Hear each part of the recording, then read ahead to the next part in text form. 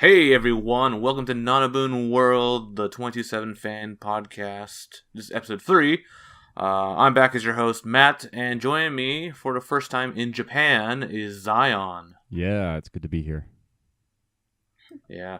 What are you doing in Japan, Tzion? A lot of stuff. I came here for basically a ton of concerts. Nanamizuki, Wake Up Girls, Nanabun events, some Underground Idol lives as well.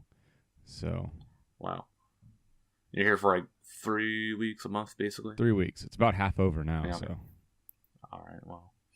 Okay, and then also with us for the first time is Azure.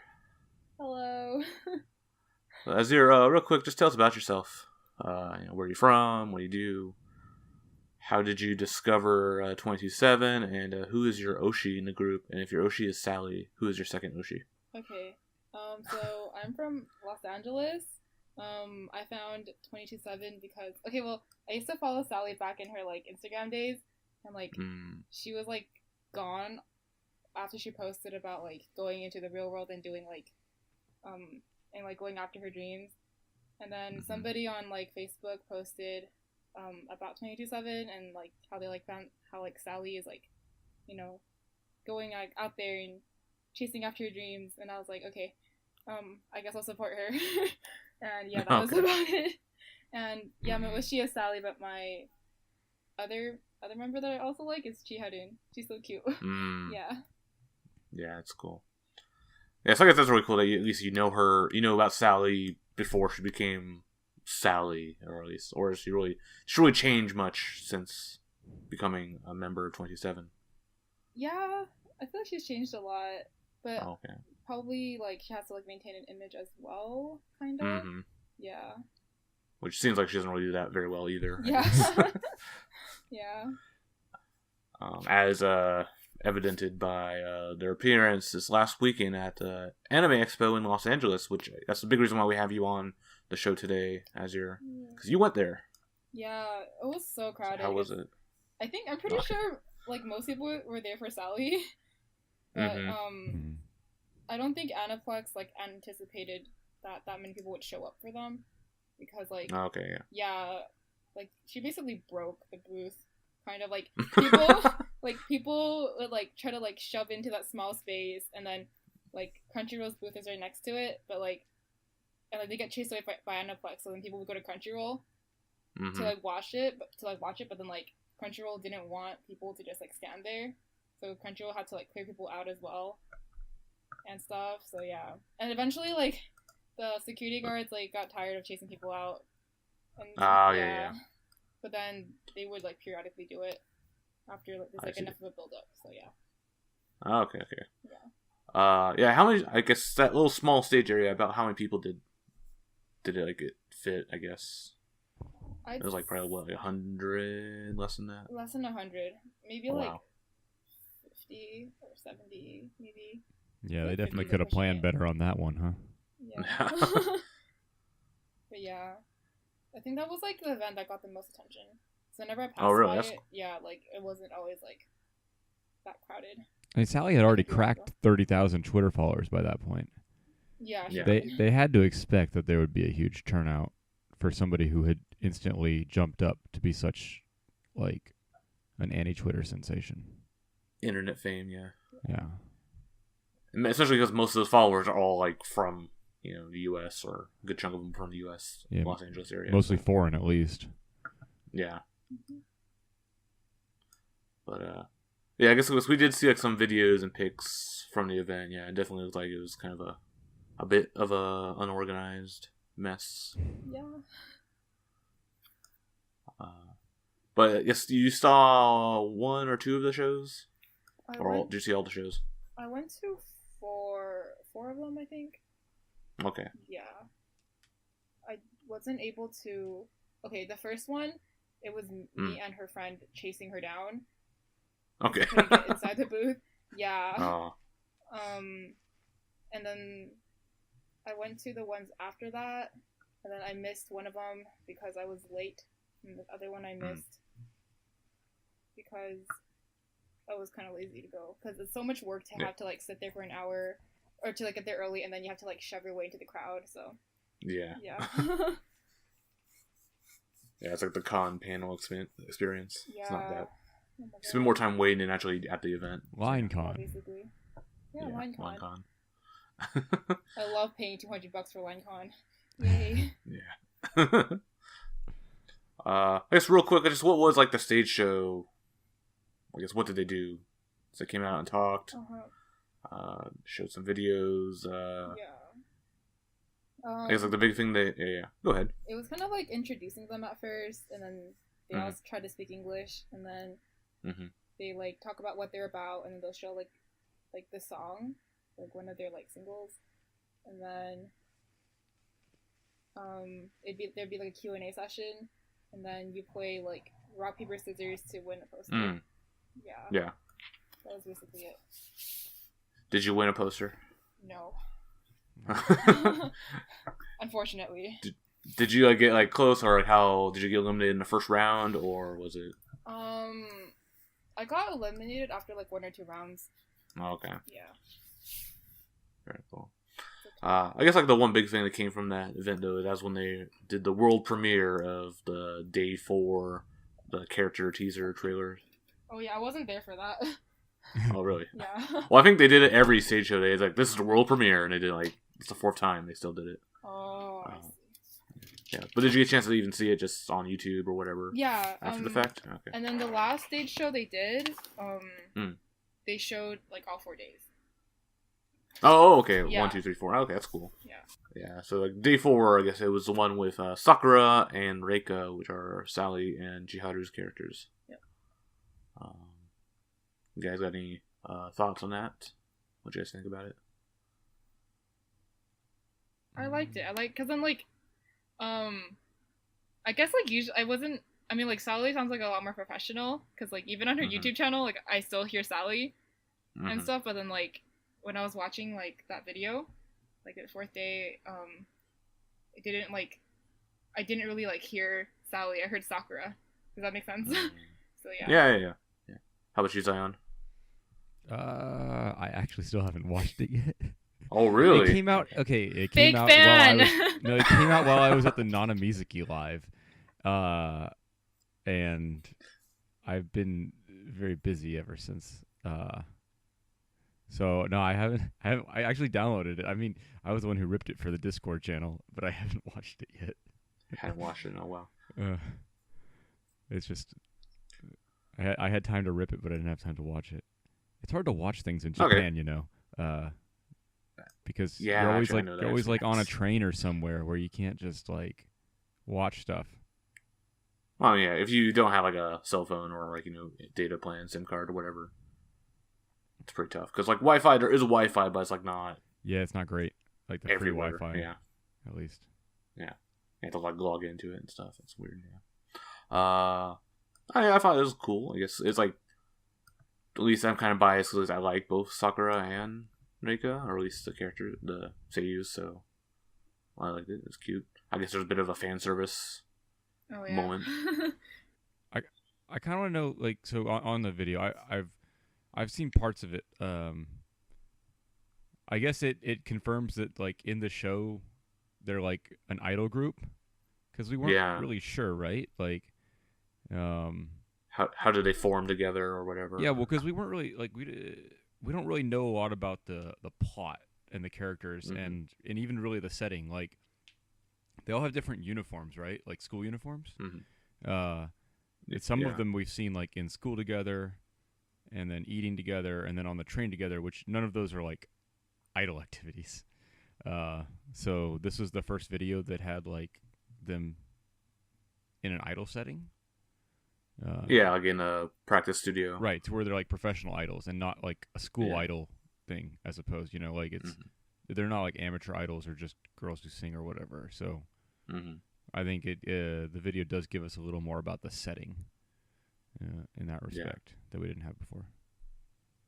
Yeah, that's very cool. Then let's see. So Zion, you're in Japan, and actually this week you went to an event. I did, related to Nanabun. I went to the Kyoto Manga Anime Fair press conference in Kyoto. Actually, it's now the Kyoto International Anime and Manga Fair. Even though they haven't added an I, they had a brief discussion about that at the panel. They're like, we added international so that foreigners feel more welcome, or something like that. It was basically a bunch of old dudes who were all company executives for like. There was a Toei. Was it Toei? I think Toei was there. Tezuka Productions was there. A few other ones. I didn't catch all the names of the companies. And then Kadokawa. Yeah. Kadokawa might have been. I think they do like manga at least. So. Yeah, Kadokawa might have been there, but there were several like big corporate heads, or at least executives. I wasn't sure if they were like presidents of the companies or just high up executives. And then like some politician from Kyoto, and then the head of the Tenmangu-ji Temple was there as well, or at least somebody representing the Tenmangu-ji Temple. I'm not good enough to quite understand all the titles when they read them out. Okay. But basically, they just talked about how they're anticipating this to be a great festival and so on and so forth, and they hope that there's lots of people there and all that kind of stuff. But it's the event itself the press conference was mostly an opportunity for companies to send their representatives out for a little bit of publicity, because these companies have all put the money forward for this fair. So a little cynical, but it was basically just a publicity event for the companies involved. But then they had what did they say? Basically just celebrity supporters. So, and by celebrity I mean Seiyu supporters. So the first ones who came out were Nanabun and Juni. And they sent Chiharu, Reina, Mei, and Moe in person, and they came out on stage and greeted the crowd. Chiharu read a statement of support from Nanabun, and I think and from Aniplex, I believe, for the festival. She used she's like her like announcer voice.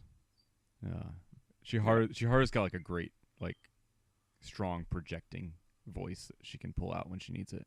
Yeah, that's why she got that radio show. Yeah, it's her radio voice. So she read that, and the other girls, they said hi and said some things. And then they unveiled 2 monitors, and Miyako and Sakura appeared on the monitors, being live captured from Sally and Mizzy in the back. So we couldn't see them, like they weren't on stage at all. It was just the monitors on stage for them, and they were greeting them. They greeted everybody and did some banter. I think so. One thing is, Moe is from Kyoto.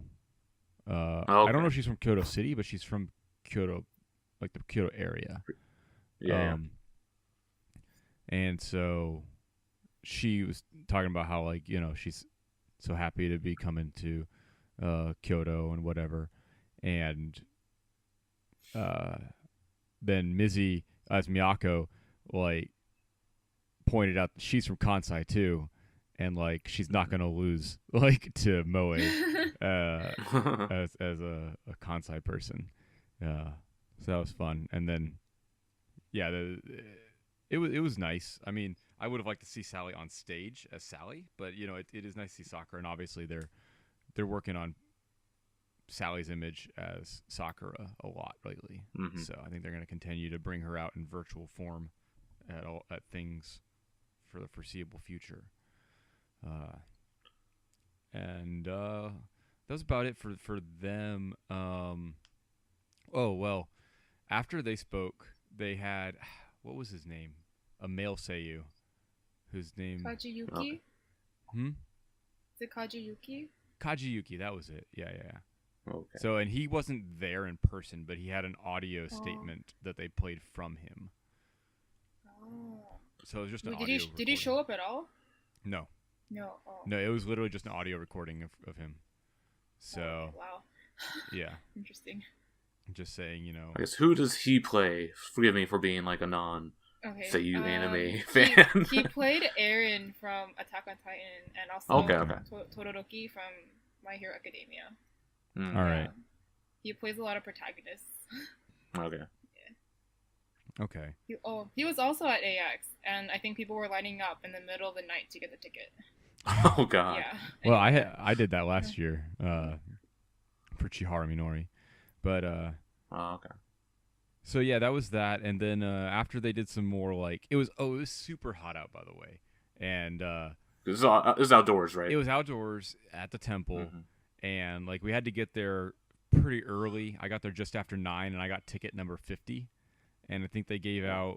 I think they gave out 100 tickets or something like that to the press conference. Now the press conference was public to attend, but like you got the premium viewing area, so there was like the press area, and then behind them was us, and then anybody else who showed up behind us.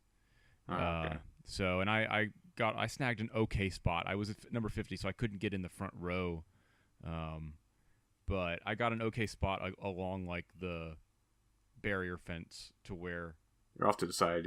Yeah, to where like the girls, like I had a direct line of sight to the girls on stage. And I think they got me in one of the photos that they took, like one of the. So you were in your Gintoki. I was wearing my Gintoki costume, cosplay, right? So, yeah, they got me in that. But yeah, it was super hot. And you're a tall white guy, so it's pretty easy to spot you too. Yeah, so. There were only 2 white guys there, and I was one of them, and my friend Fangry was the other one. So it was just us. But. What was I saying? Yeah, it was super hot out, and the guys, the executives or whatever, they had these long spiels, and they ended up having to cut them short because it just got so hot.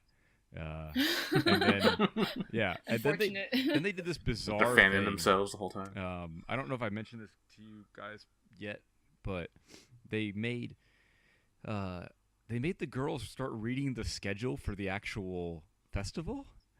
Why? In September. So they brought out the itinerary, like, the actual program for the festival, because this was also the day that they unveiled the schedule for the festival, which I guess to, Japanese corporate types is an exciting prospect.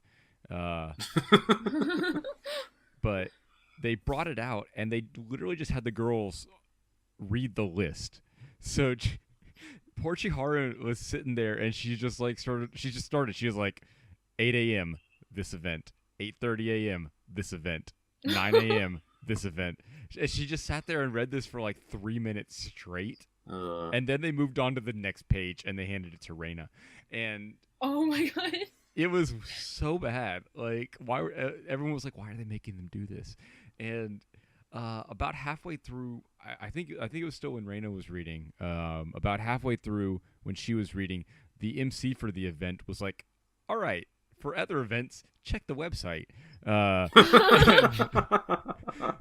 And they just ended it there because everyone was like, "This was dumb," and then I think the MC was like, "Yeah, this is dumb," and we were all melting out there. It was like 95 degrees, and then there were closing statements prepared by the executives for it, and they they got up, and the guy in the middle who was like in this, I don't remember what company he was for, but he was dressed in a formal kimono, and he was a company executive. He wasn't like a politician or anything. He was a company executive, but he was dressed in a formal kimono, like I'm talking like the 3-layer kimono in this heat. Oh shit! And so he got up, and he has his like closing remarks like in his hand, and he just says, "Yoroshiku onegai shimasu," and sits down. It was great. Thank God. And everyone laughed, and then the rest of them did the same thing after he did it. So there ended up being basically no closing remarks, which everyone was relieved about. So, but then on the way out, as we were being herded away by the staff, I actually ran into Sally and Mizzy. Oh wow! Leading from wherever they were doing their mocap, and they waved at me. Were they in the suits? Huh? No, they weren't in Were the they in suits. the mocap suits? They weren't doing the mocap suits. I'm definitely sure they were doing the virtual YouTube style mocap, where they just wear head tracking and hand tracking, and not full body, which they don't need because they were stationary on a monitor. You know, they're just doing this sort of thing and talking, so they didn't need that. But yeah, I saw them, and I saw the other girls a second later, and I waved to Sally, and I was like, "I'll see you on Monday." And she was like surprised because I guess she didn't realize I was going to come to the high touch event yet. But that was nice. Like, so we didn't really get to talk much because they were herding us, and the girls were being herded away by their people as well. But that was a nice moment on the way out there. And then Does she know who you are? Oh, does she know who you are? Sally? Sally? Yeah, because I met Sally back in February. When I went to the live, the February 27th live. Yeah, you got the legendary Shishin, or like the actual like personal comment. Yeah, on stage. Because she mentioned me from stage during that live. So. He was also dressed up as Gintoki at the event. So that's how she recognizes me. But yeah, maybe that's like your like you kind of typecasted yourself. You have to just always wear Gintoki cosplay whenever you go to yeah, events when I met Nanabun to see Sally. Yeah, several of the Nanabun Japanese regulars noticed, like, saw me when I was there, and they're like, "Oh, Gin-san, hisashiburi." It's kind of funny. So yeah, and then on the way out, everybody who had gotten one of the press conference tickets received a complimentary ticket to the festival itself in September, which is nice. I probably won't be able to go to it, but it's nice to have that. And the festival itself is 2 days, and Nanabun will be appearing both days. The first day they're appearing on like let's see, the first day they have like their own stage section or something like that. And then the second day they're on like the open stage section. I'm not exactly sure how it works right now, like the setup. So, yeah, I think one's like a live stage and another one's kind of like a talk show kind of stage or whatever, maybe. I believe those dates are, was it September 15th and 16th? 15th and 16th. Yep. It's a Saturday and Sunday. Yeah. So, yeah, anybody who's in Kyoto, in the area, or can just get to Kyoto should definitely check it out. Tickets are only 1,200 yen. Oh yeah, it's pretty cheap. So yeah, cheap to go. Not necessarily cheap. But I think there's like some premium. Yeah. I think there's like some like premium special like package or whatever. It's like 7,000 or 10,000. Yeah, it's like 10,000 for the premium. So the premium one guarantees that you get into the seating for the stages, I think. And they only have like a limited number of those. I think that's like 100 something. Yeah. So, but you know, you can still go to it even without the premium pass. It's just that you're gonna have to line up. Yeah. Because they're not gonna have reserved seating for you.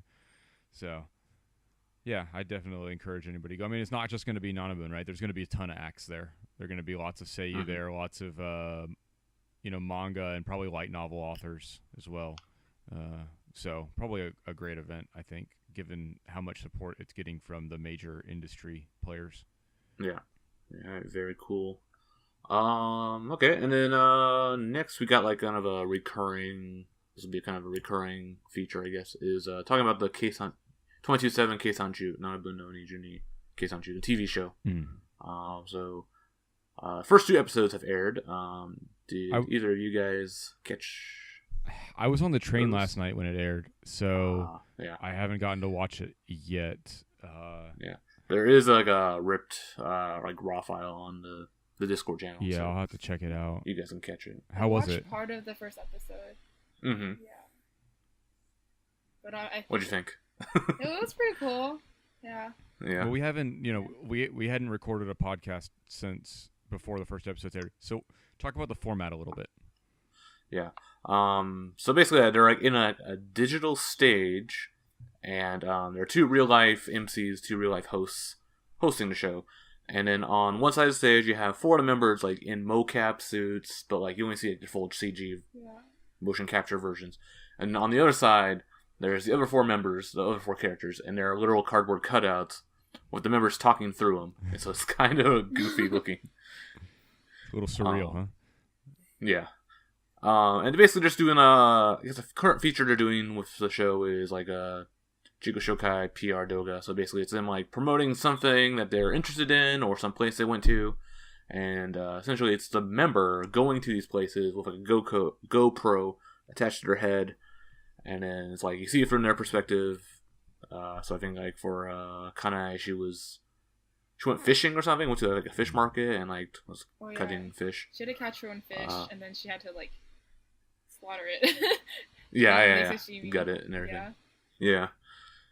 Like Mizzy, she went to a takoyaki restaurant in Tokyo because she's like, oh, I'm from Kansai, I miss Kansai food, I miss takoyaki, but they have a restaurant here in Tokyo, so I went there. So there's that.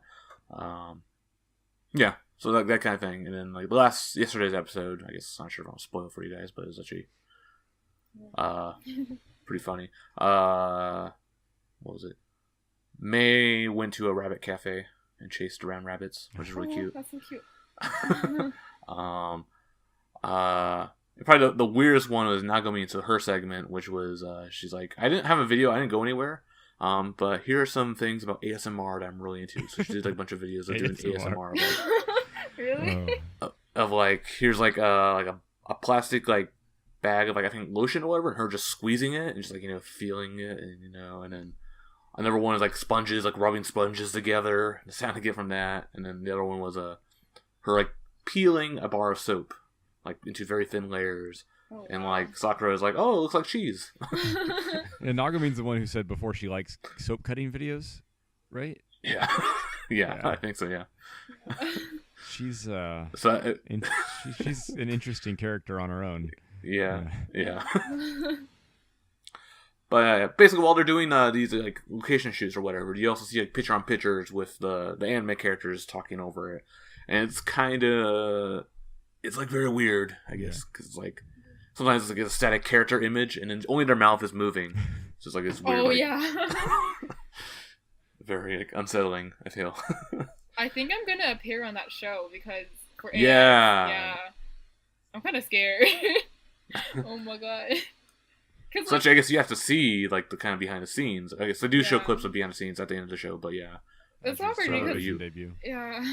When I like ran in, I made Sally like breaker character because like, I pulled out that ugly bag and and then oh my god, I messed up in the beginning because I remember she tweeted like, don't call me Sally, call me Sakura or whatever, but then like I was so shook when I first like saw her. I was like, oh, Sally, and she was like Sally, who's Sally? I was like, oh shit, Sakura, my bad. And then I was like standing like with like my phone like right next to my face like this in the beginning because I was like trying to record it, but then I was also being recorded, so it's a really awkward pose, just like casually holding my phone up to my face. Yeah. But the staff was like whispering things and like telling her what to do and stuff.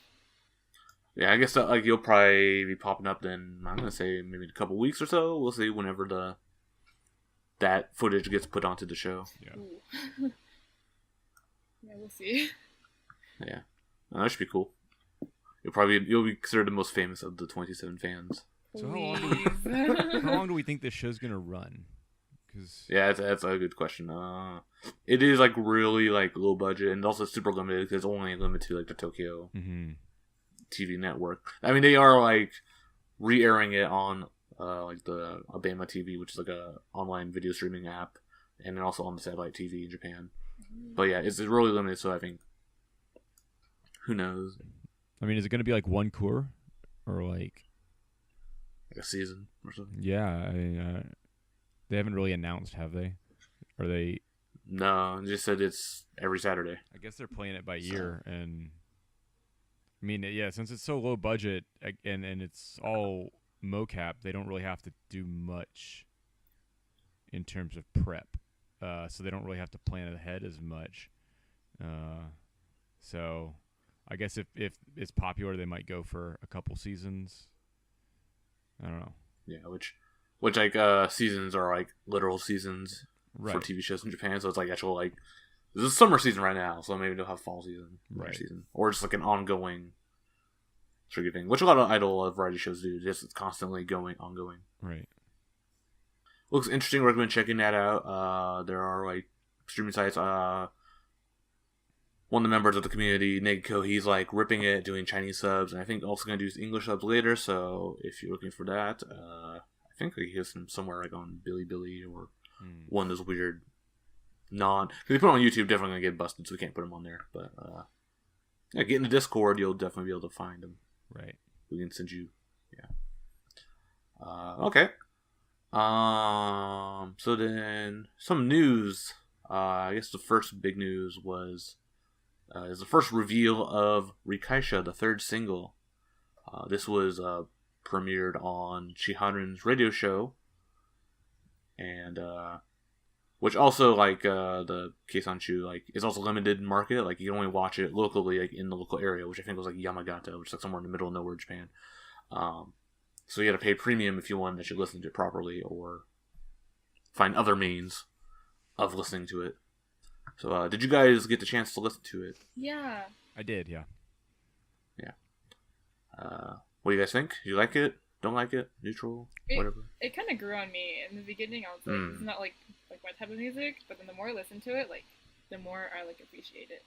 I've only listened to it, like, once or twice, so I need to listen to it more to figure out I listen to it every how day. much I like it.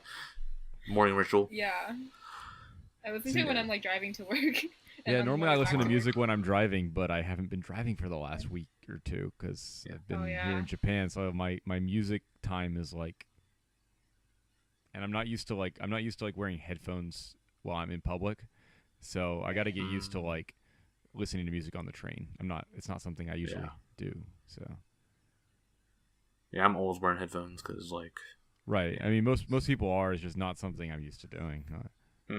So. But no, I thought I didn't dislike. It's not like I thought it was catchy. I just don't know how I place it among their other songs yet.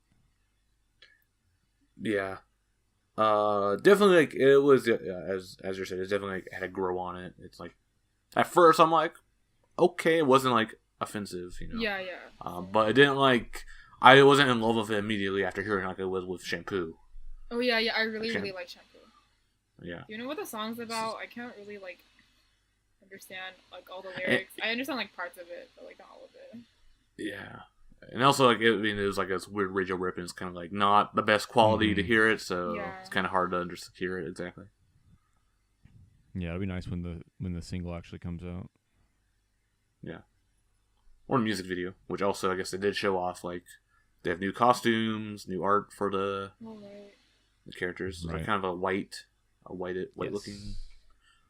Well, at least in the picture, it looks like it's white, but I guess the actual picture, like the actual costumes, are kind of more of a blue. Their new outfits, yeah, they're like, I mean, they're like. They all look more like serious for this one. Yeah. Yeah.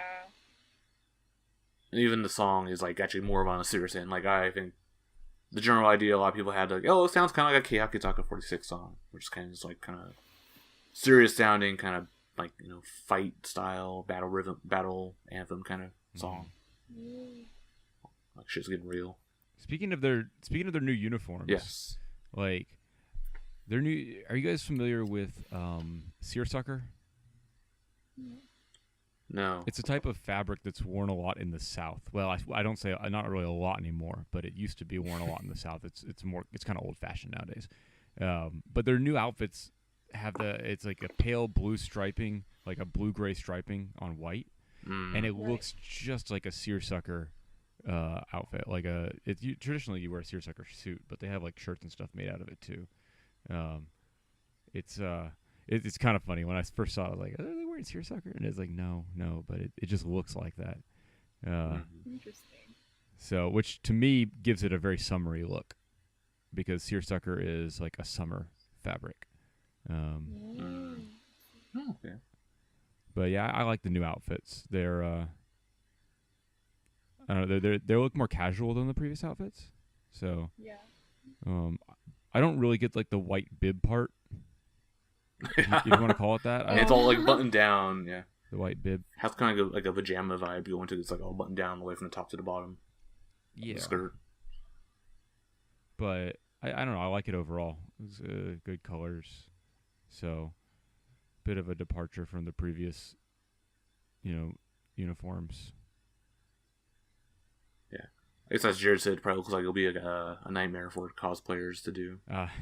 It's okay. I feel like the shampoo uniform was kind of worse because like it did the pleats. Or for me, I hate doing pleats. But this one looks more doable. But I just don't understand like the middle part because it looks like a crop top. It looks like it's like two pieces, but it's just one piece because like the buttons are like connected to the top and the skirt portion. So I don't know how I'm gonna get around that because you can't see the seam like where they like So yeah, that's gonna be a challenge. But you know what the top looks like? It looks like a white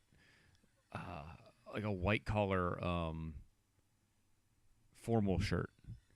Like the shirt you would wear with a white bow tie and tailcoat. Yeah, not a tuxedo shirt, but like even more formal kind because they have like this stiff fabric in the front that just goes over the chest portion, and then the rest is a different type of fabric because the chest portion has to stay perfectly like stiff and flat for that formal look. It looks formal like bib. That. Yeah. But I mean, it's obviously not. It just it gives that sort of appearance similar to those shirts. So I don't know. It's a very different sort of. I don't think I've seen an outfit like that. I mean, it sort of looks maybe like a little bit like a waitress or something outfit, maybe, but definitely not. It's less uniformy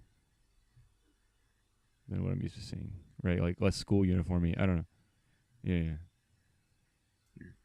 All right. Yeah, so I guess that's it for the third single. I guess we're looking forward to more of that in the coming weeks or so. Which comes out on August 22nd, by the way, right? August 22nd, yes, that's when it releases. And speaking of the 22nd, on July 22nd, this was actually announced like the day after we recorded, but like not on the radio show that we're looking forward to. But they're going to have a free mini live and I guess like high touch kai in Odaiba Diver City on July 22nd. Oh, nice. Yes. That's Gundam Land. In Gundam Land, yeah. Yeah, next to the big Gundam statue in the Gundam Cafe over there. But I guess to get into that event, you have to pre-order the third single on site. I guess you just fill in your registration information, pay them upfront, and then you will get a ticket to go into the priority seating area. It's also free for anyone to watch, same as like the Kyoto event, so anyone can watch it. But to get into the priority seating area, and then also to do the high touch, the high five event, you have to pre-order the CD. How long do like high touch events last for? They're really short. They're much. I mean, even the handshake events, at least the 27 ones, are pretty short. But probably up to a half hour, probably. I guess it's basically as long as there's people there. Oh, I see. So I'm just gonna keep it going for 3 or 4 hours then. Yeah, if you buy them. Well, I think it also says limited, like up to a couple hundred or something. Yeah. So depends. Yeah. And then there's more high touch events throughout the month and into August. Yes, leading up to through July and August. Yeah, leading up doing to a bunch of like pre-release, bunch of pre-release events, which they also did that for Shampoo. Basically, a bunch of local like CD shops around Tokyo, like Tower Records, HMVs, what have you, Sataya's.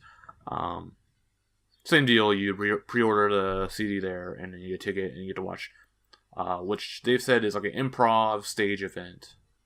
Which could be, I guess, like... we think improv, go like improv comedy or whatever, but I think it might just be like some conversation or some kind of like skit or play, or they also said like dancing or singing might be involved as well. Yeah, I think at the ones for the first or for the second single, they would like give them characters, like you play this sort of stereotype and you play this sort of stereotype, and then sort of make them interact. Because I remember, so I went to one for a Shampoo. Yeah, didn't Ruri have to do a Gyaru, I believe? Maybe, I guess I didn't see that one. I saw the one with Sally and Rainion, and it was like a kind of senpai kohai situation. Yeah, I heard that they made Ruri act like a gyaru, and it was really funny. I guess that would have been interesting to see. Yeah, it's actually one of which it's happening while we're recording now, and the other one will be next tomorrow, which will actually have Sally, Mizzy, and Aina, I believe. Aina, yeah. Yeah. So I think Zion, you're definitely going. I think One is going. I'm considering going. I have to just double check. Okay. So we'll see. If not, then also there definitely is the other events, the 22nd event. Yeah. And also like the 29th, I think, of August. Yeah, I'm leaving. July. I'm leaving before the 29th one, unfortunately. But yeah, I actually can't go to the July 22nd event because I have another idol group handshake event that I already planned for back in like February. So I'm like, it's like in the area. Well, it's not actually in the area. It's in Makahari, so it's actually quite a bit far away. But I'll join you guys afterwards for the after party. All right. Fake fan. Yeah.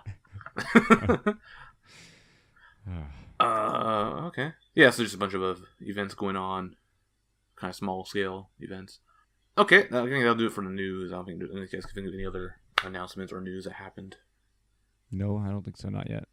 Well, except for the fact that Aina is now a rapper. Oh, okay, yeah. So if anybody's been, if anyone follows Aina's Twitter, she has been rapping on Twitter lately, uploading videos of her various raps, and she recently did a thread where anyone who replied to her post, she would upload a video rapping for them. Oh yeah, she responded to you, didn't she? Yeah. I literally just, I didn't know what to do. I was like out at the time, like doing stuff. I was like, I can't think of anything in Japanese for her to say, and I didn't want to just write some English stuff.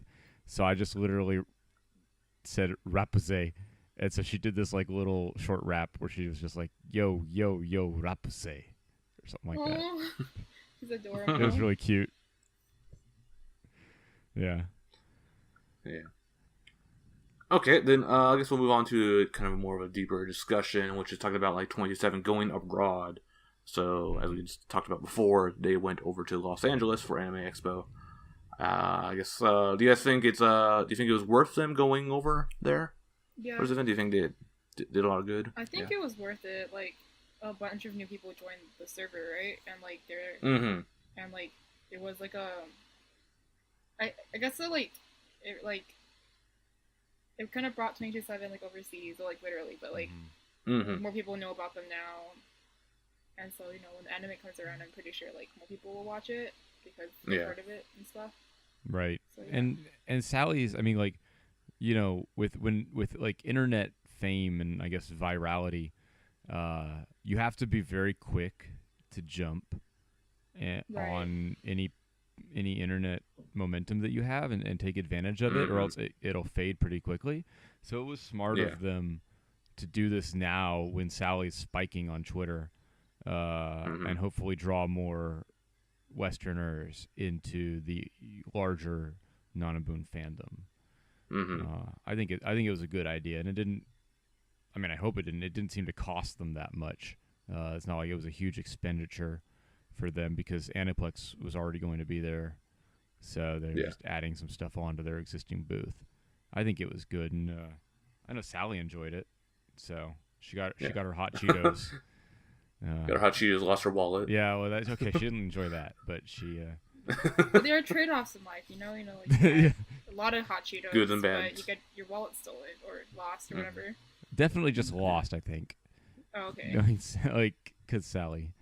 But yeah, I think it was a great move overall, and I know I don't know if the Discord's the best measurement of how much spread it is. Oh yeah, but it was like an we're example.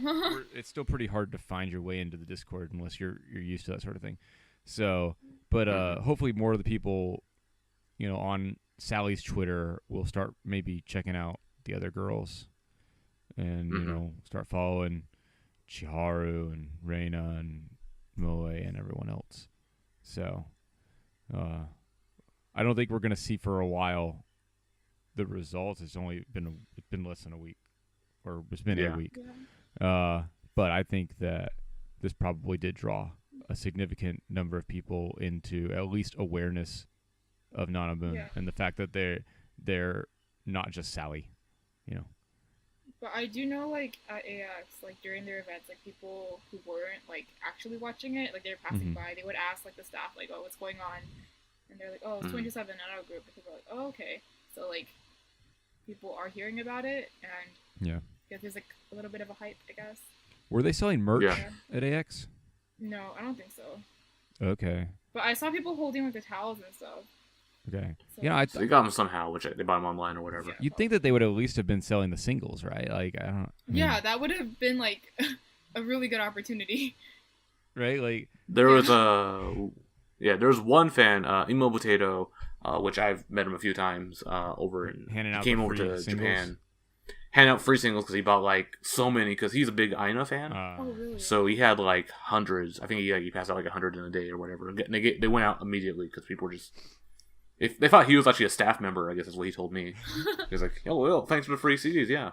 See, they could have done, which I guess that's like one way. They could have done a handshake session. I mean, like they could have done a handshake session and sold singles. Like buy a single, and go meet the girls, get a handshake, or but, or even got a high five or whatever. Okay, but we all know that their management is kind of like they're not the best, so they just miss out on a bunch of. They don't have the best business sense, Yeah. Also, it'd be really expensive to bring over like. I don't know, 1,000 CDs. Yeah, but they could from Japan. I don't know. That wouldn't be that hard. They could literally just have them bring them in the girls' suitcases. Yeah, they could. I mean, I think that they could. Yeah, you get 2 checked bags from the U.S. to Japan, so yeah, you could just fill up one. I've done that a couple times where I've gone home from the U.S. I brought over a bunch of like AKB CDs, filled them all up in one suitcase, and the other suitcase was just like my clothes and other stuff I wanted to bring. Yeah, no, I think they could have taken advantage more of it, like spreading, like not really to make profit, but to spread to sell singles and get the music out there. Yeah. Although, I mean, again, there's still the question of whether or not the music even matters with Nanabun and Nijuni. Like, to what degree is the music similar to like some of the 46, 48 groups where it simply exists? Yeah. It simply exists as a vehicle for the girls. Rather than music to be listened to in and of itself. Yeah. But as you said, like your idea of like buy a CD, get a handshake or a high five, remember that's like a great idea. Yeah. They should have taken over. They should have taken advantage of. Yeah, that's like because when they do the signature sessions at AX, you can only get official merchandise signed. So like when I went to see Minoru Chihara, right? I had to have something like I had to have like a Blu-ray or something of an anime she had been in, or like an official licensed character good of a character she voiced, or one of her own CDs or something like that for her to sign. Like they weren't signing.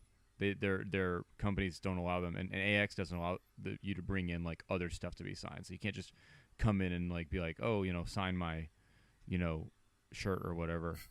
I mean, I guess if it was a Minoru Chihara shirt officially, then yeah, okay. But they could have done something like that, right? Like signature session, but you have to. The only thing you can get signed is the official CD or something like that. Like there's a lot of things they could have done that they didn't do. I don't know. So get on the ball, not management. Management, if you're listening. Yeah. Listening in English, Sally, tell them to step up their game because they're really slacking in some areas. Yeah, but it sounds like it was kind of like a last second kind of idea to go to AX.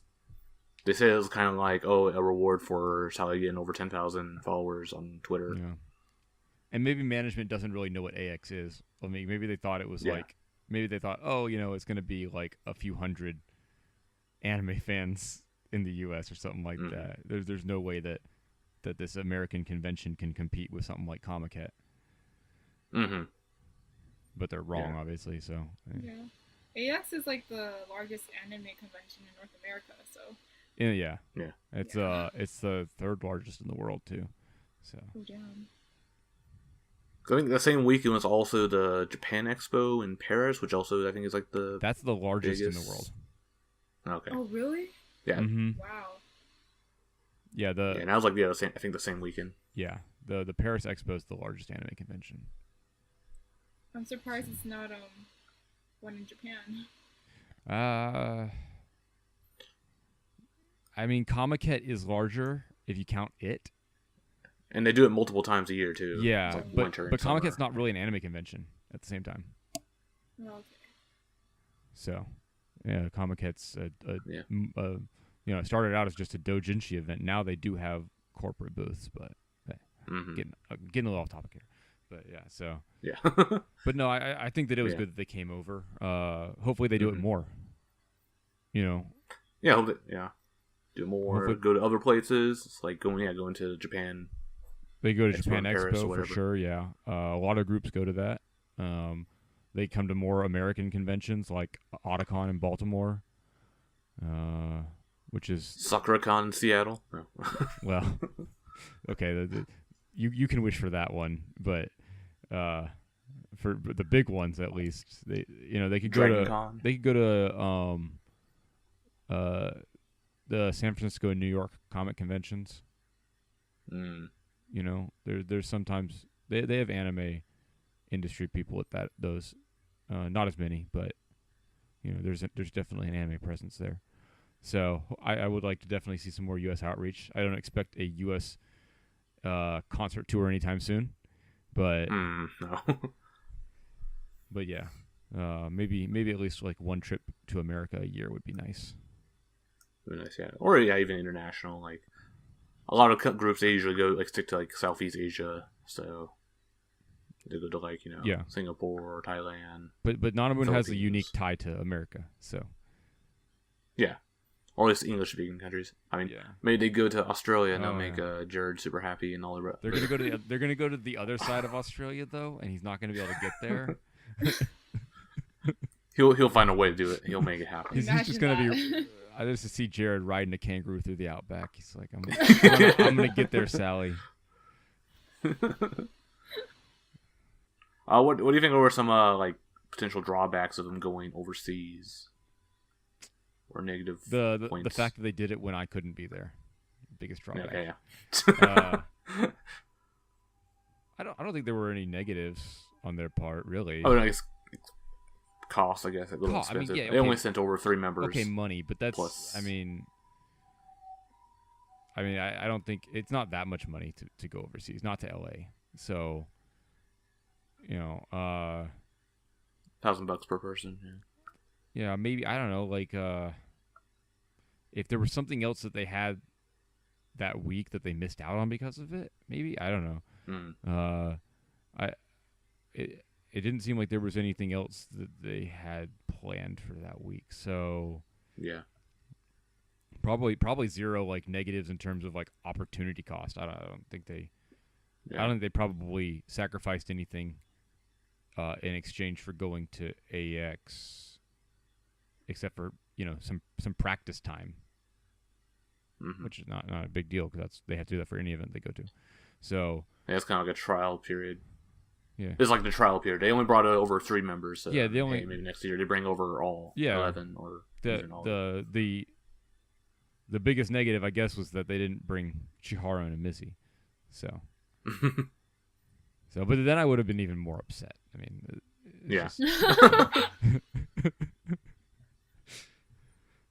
yeah. No, they need to bring over the full group next time for sure.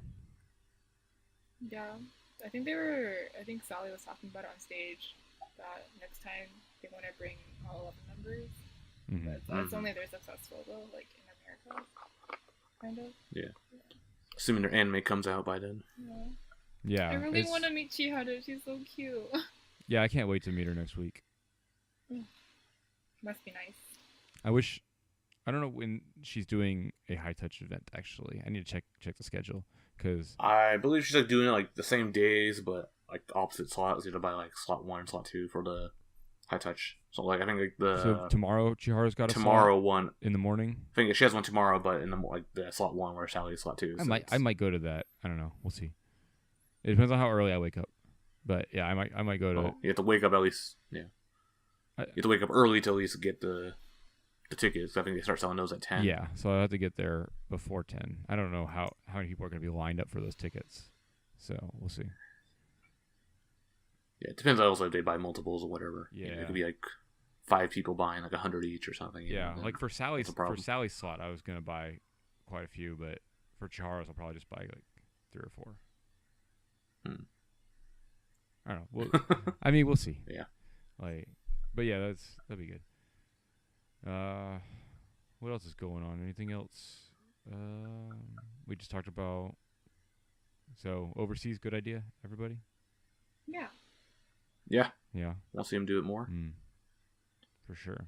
I just want to see him do more events in general, both overseas and domestically. Yeah. Which more events would be good, and that's what the summer's for. And tell us when the events are going to happen beforehand. Yeah, well, we knew about the handshake events in a month because they actually had to like prepare those in advance. But like, yeah, concerts and stuff, they need to do those more.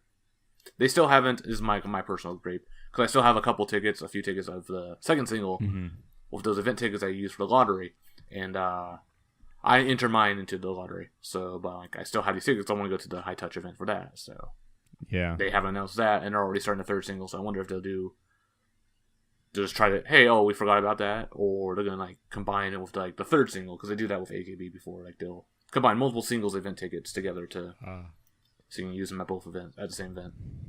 Yeah, that's an idea. Definitely, management's got to step it up because I don't know. Hopefully they're not gonna be doing this forever. Hopefully it's just like they're getting into their pace right now. And then from now on, management's going to be on top of things, right, guys? Yeah. Maybe they'll need more management. Yeah. Yeah. Okay. Then I guess anything else? I think so. I guess next time we're on, we'll have quite a few events to talk about. Yes. The mini lives and all that other stuff. So that'd be good. It's a good conversation. So be sure to come back for that. And so we'll be back in a couple weeks. So we'll close off the show as we always do by doing our legendary dab. Wait, but I don't want to dab. You have to dab. You don't want to dab. Well, Azure, you have to dab. It's the rule. It's not a choice. Yeah, it is. No. You're fine. You're in this now. Fine. You're anti-dab. Did you dab? Real quick. Did you dab as Sakura cosplay to Sakura? No. What? You've let us all down. I feel like she like dabbed like a billion times that weekend because like whenever she was on stage, there's always some kind of camera. Oh like, yeah, dab. You've dishonored your people, Azure. All right. Well then, anyway, we're gonna do our dab and we'll peace out then. All right. So Vaughn, count us down. All right. Let's go. 3, 2, 1. Dab. That was my first time dabbing. Oh my god. Not your last time, though. I'm disgusted. Okay. All right. Gonna go wash up now. Bye, everyone. Anyway, I'll see you guys later. Peace out.